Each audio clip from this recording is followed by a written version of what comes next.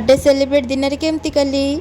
Hi friends, Jai Jagannath, welcome to my mini blog. तो ये पूजा पत्र सारी देती और टिके मेकअप तो हवा को पड़ो ना, जिते जहाँ बर्थडे से मुझे मेकअप होती नुआ ड्रेसटे पिंधि ये मम्मी आ मु चंडी मंदिर बाहर बर्थडे आपन पुणी चंडी मंदिर जीवन से केवे भी हो पारनि।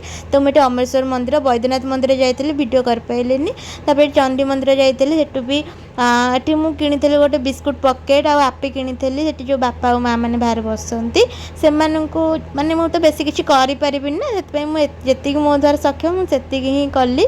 से समस्ते बापा और माँ मैंने सब चंडी मंदिर पाखे बसते।